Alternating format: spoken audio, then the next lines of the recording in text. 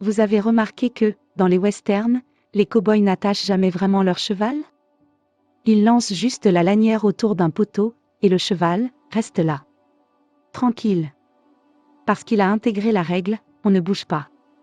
Pas besoin de chaîne visible quand la soumission est déjà dans la tête. C'est exactement ce que j'ai voulu illustrer dans ce sketch, en clin d'œil à Blanche Gardin, quand le silence devient une habitude, un automatisme, un conditionnement. Un silence complice, voulu, nourri par la peur, la désinformation, et parfois même par le confort. À travers l'humour, je parle de ce qui se passe à Gaza. Parce qu'on peut rire, oui, mais on ne peut pas faire semblant de ne pas voir.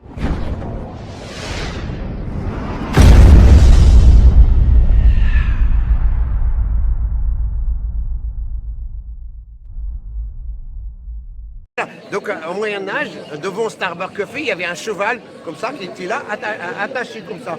Puis après, il y avait un autre cheval qui passait par là. Tu vois? Et il est venu vers le premier cheval. Il lui a dit, oh, est-ce que tu sais que tu n'es pas attaché? Et en fait, il est juste entouré. Et lui a dit non, non, c'est pas vrai. Il lui a dit non, tu n'es pas attaché en fait. Parce que c'est dans ta tête la tâche. Il lui a dit non, mais c'est pas vrai, arrête. Il n'a pas cru en fait, le mec, il a pas cru l'autre cheval. Et l'autre cheval, il lui a dit écoute, moi je te dis ça, c'est tout. Hein. De toute façon, non, on est devant Starbucks Café. Voilà, c'est un collabo. Et voilà, et toi, tu n'es pas attaché, tu manipules. Après, il était là, bon, il a dit allez, casse-toi. Le cheval est parti et l'autre cheval qui était là, il commence à se demander et si c'était vrai? Bon, tu vois, et si c'était vrai, je ne suis pas attaché.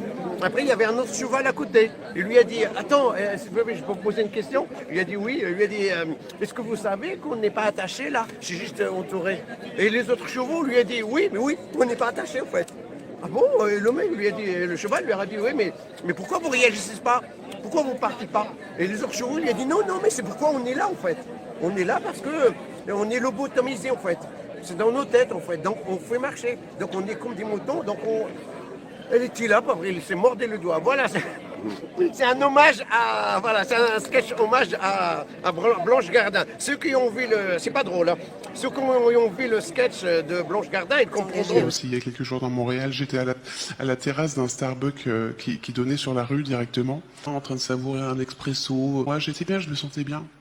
Et tout d'un coup, je vois un vélo dans mon champ de vision, comme ça, qui s'arrête net devant moi, comme ça. Et du coup, je lève les yeux et je regarde. Et là, je vois un homme, plutôt beau gosse, qui me fixe comme ça.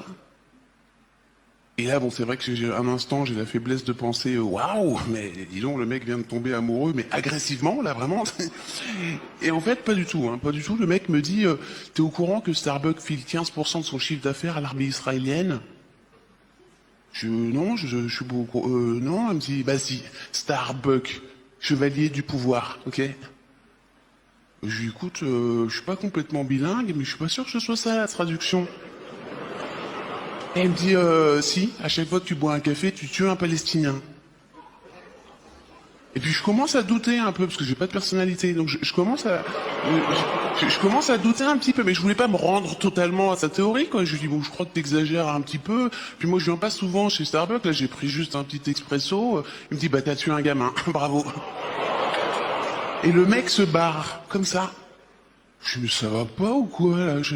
Parce qu'il y a d'autres gens sur la terrasse, il y a plein d'autres gens, pourquoi moi, quoi? Pourquoi moi? Est-ce que j'ai une gueule de lanceuse d'alerte, moi? Pourquoi moi? Qu'est-ce que je...